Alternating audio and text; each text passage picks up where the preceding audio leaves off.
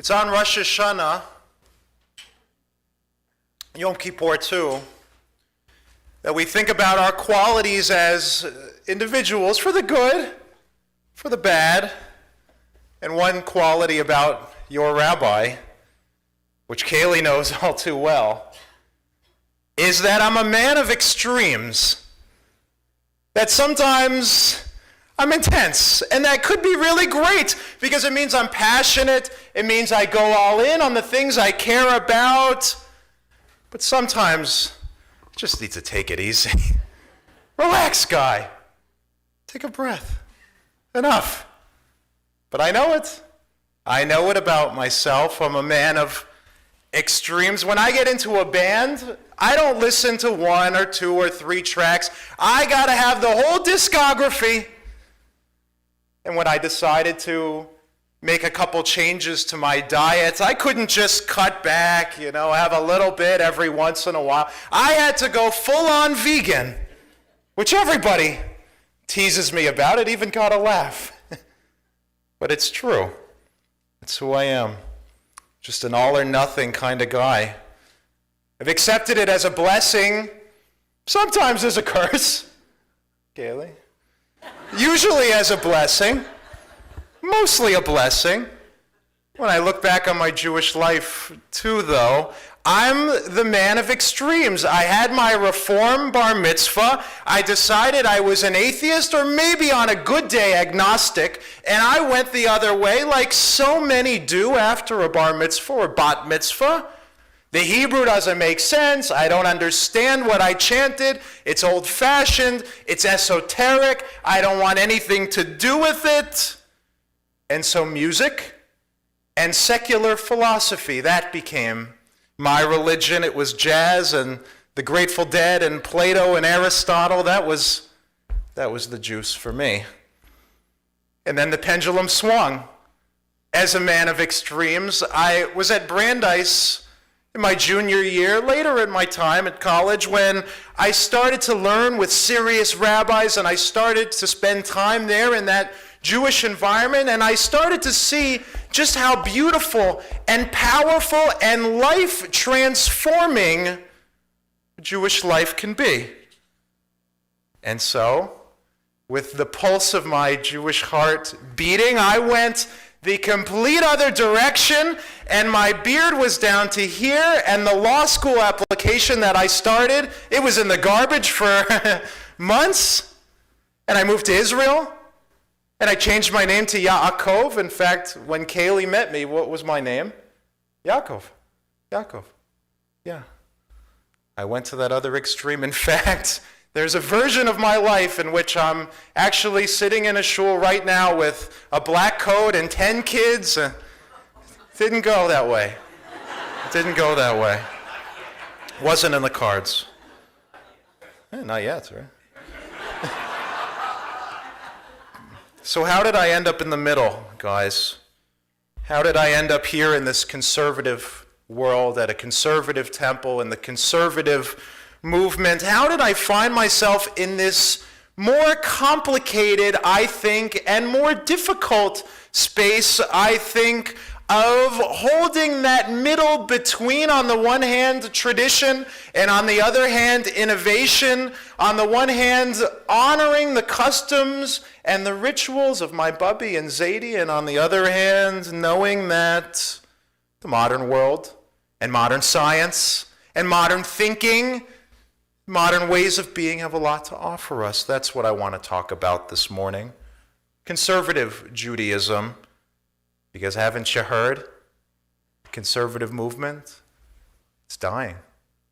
It's what they say, right? Have you said it? Maybe you have. In a conversation.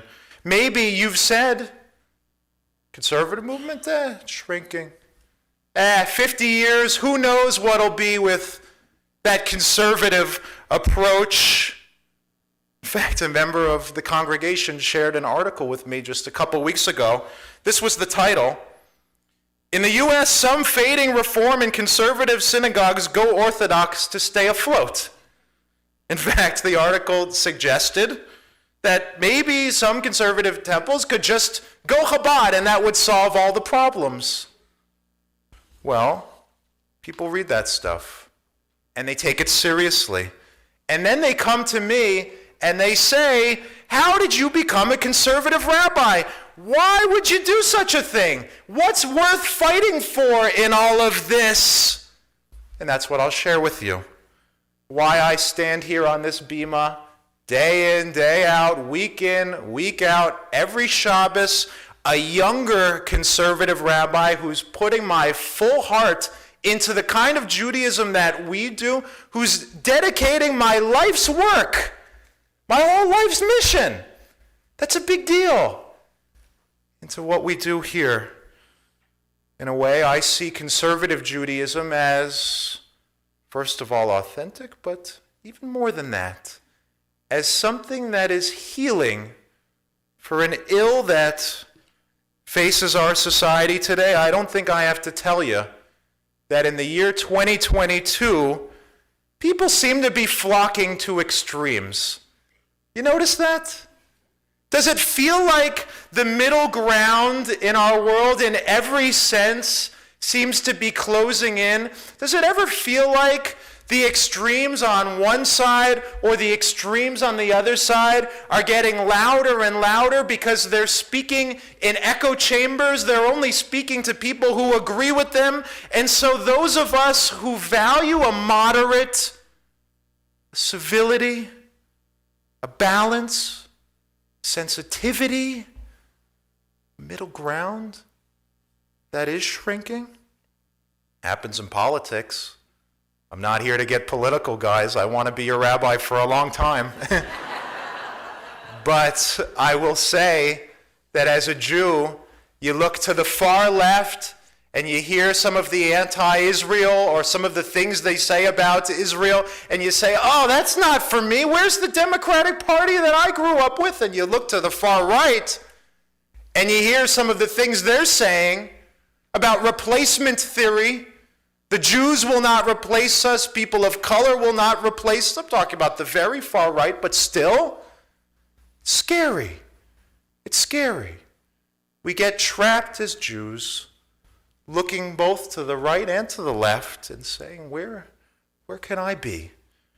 It's infected religious life too, I got to tell you. Look at the news from the last couple of weeks. You see, on the one hand, people are so infected with this religious fervor and intensity that it blinds them, I think, to what God really expects of us as human beings. And then you see people reacting to that, and it's so ugly that they become disillusioned and cynical. And they say, well, if that's what religion is, I'm going in the other direction. I'm going to the other extreme. I don't want anything to do with that at all. We saw it a couple times this summer. Many of us watched in horror as Adi Matar, does that name mean anything to anyone? Upstate New York, stabbed Pulitzer Prize winning author Salman Rushdie because he wrote a book decades ago where he spoke about the Prophet Muhammad, and so there's a multi-million-dollar bounty on the guy's head. And he was so moved, this attacker, that he got up to harm a 75-year-old man sitting in a chair because he wrote a book decades ago in the name of God, in the name of a false God, I think. If writing a book makes you want to jump up in hatred and violence, well, that's an extreme form of religion that when young people who are thinking about religion in general see that, they say, that's what religion makes you do? I don't want anything to do with that. We've seen it in evangelical movements in our country. I say it with all respect to my Christian colleagues. I have many of them. My wife works at a Catholic hospital. But we've seen it. We've seen evangelical movements in this country who have a faith that tied to that faith is a boldness and an anti-Semitism and a hatred of people who are different. They are speaking about what they call replacement theory. I don't know if you've heard that phrase, but it's scary stuff. Marching with a boldness, the Jews will not replace us. People of color will not replace us. That's part of their faith. That's their faith. We see that and it's scary. And I got to tell you, when it comes to the topic of abortion, when it comes to the topic of a woman's right to choose, I've spoken about it many times. We're very delicate as Jews. We're nuanced. We're subtle.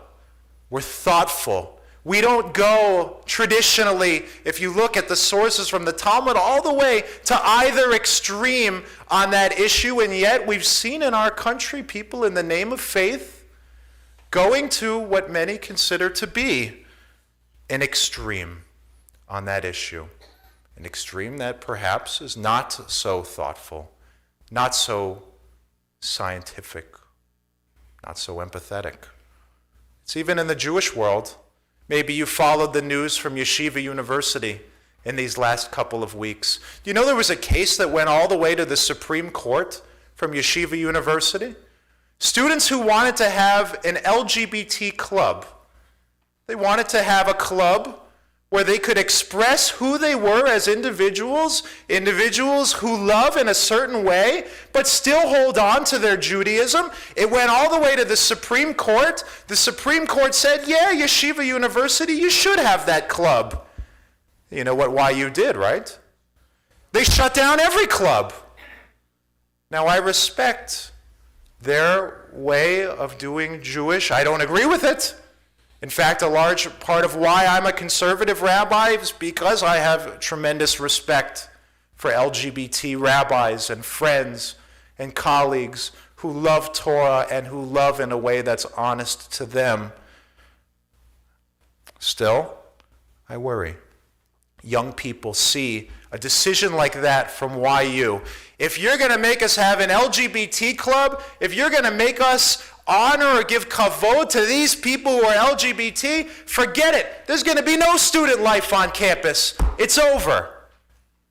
I worry that young people see that as an extreme, and young Jews see that as an extreme, and they look at it and they say to themselves, if that's what Judaism is, ain't for me. It's a shanda.